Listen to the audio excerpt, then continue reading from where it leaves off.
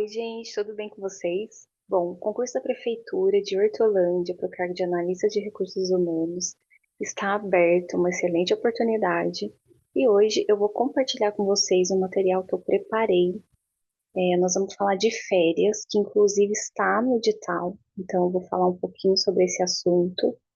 Mas antes, eu quero falar dessa apostila que eu criei. Essa apostila eu criei do um outro concurso que saiu da Prefeitura, tá? Para esses cargos.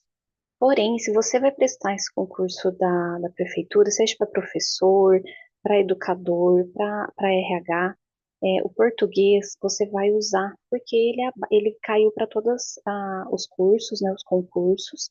Então você consegue utilizar essa apostila, ela está bem baratinha, tá R$ 9,99. Vou deixar o link aqui no vídeo se você tiver interesse. Ela tem também português, matemática e raciocínio lógico, tá? Se você for fazer e cai português, é uma excelente oportunidade para você praticar bastante por questões, tá bom? Então, eu trouxe bastante questões nessa apostila da SH Dias, que é a banca do concurso. Tem também de outras bancas, mas é mais focado no SH Dias e focado em gramática, tá?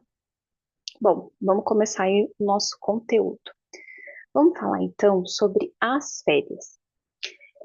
Os colaboradores, eles têm direito, né, do gozo de férias anuais remuneradas com pelo menos um terço a mais do que o salário normal, tá? O que que você tem que se atentar aqui? Que às vezes a banca fala que não é remunerado. Existe o gozo de férias e não é remunerado. Errado, é remunerado, tá? Ele tem direito de gozar as férias remuneradas. Todo empregado terá direito anualmente ao gozo de um período de férias sem prejuízo da remuneração. E a CLT, ela admite o fracionamento das férias. O que que significa isso? Significa que o colaborador ele não precisa tirar 30 dias corridos, ele pode fracionar essas férias. E esse fracionamento ele é permitido em até 3 períodos e o colaborador, o empregado, ele tem que concordar com esse fracionamento, tá?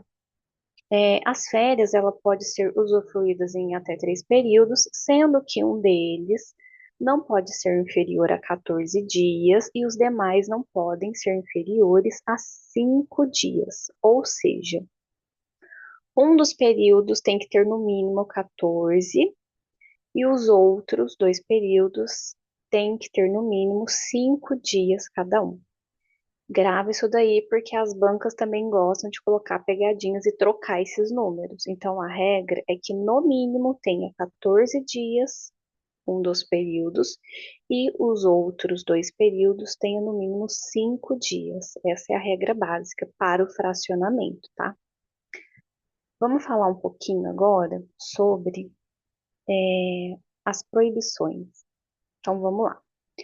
Não é permitido o início das férias nos períodos, tá? No período de 2 dias que antecede o feriado ou o dia de repouso, tá? O dia do repouso semanal remunerado. O que que significa isso? Por exemplo, se as férias estiver começando numa segunda-feira e quarta-feira não é feriado, é permitido.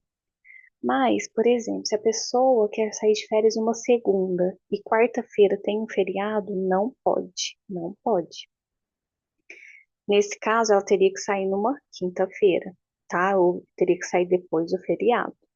Mas 2 dias que antecede o feriado não é permitido. Não é permitido também férias começando na sexta-feira, porque não é permitido, porque antecede o DSR, que é o descanso semanal remunerado. Então, tem que avaliar esses pontos. Outra coisa, também não pode começar as férias no próprio início do descanso. Então, por exemplo, se a pessoa descansa no domingo, vai iniciar as férias no domingo? Não pode. Então, existem essas regras do feriado, do DSR e do próprio DSR, tá? Fiquem atentos a isso.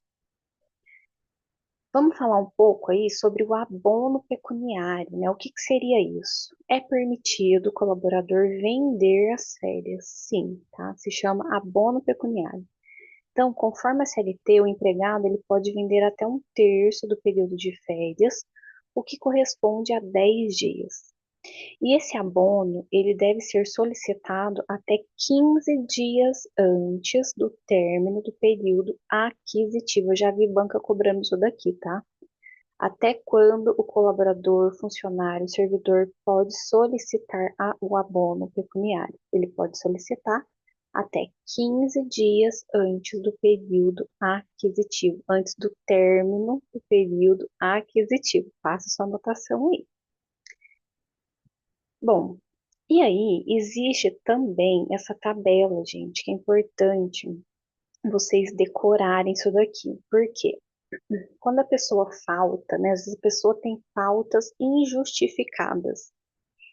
E aí essas faltas, dependendo da quantidade, ela vai impactar as férias, tá? Então, por exemplo, se a pessoa faltou até 5 dias, se ela tem até 5 faltas, não interfere, vai tirar 30 dias normal.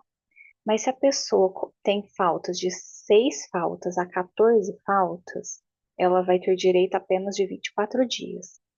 Se ela tem de 15 a 23 faltas, ela tem direito de 18 dias de férias. Se ela tem de 24 a 32 faltas, ela tem direito de 12 dias. E se ela tiver mais de 32 faltas, ela perde o direito das férias. E essas férias aqui não podem ser fracionadas nesse caso, tá? Nesse caso aqui, não pode haver fracionamento, tem que tirar direto mesmo. Então, por exemplo, a pessoa tem 16 faltas, então ela vai ter direito de 18 dias de férias, esses 18 dias não podem ser fracionados, tem que ser 18 dias corridos, tá?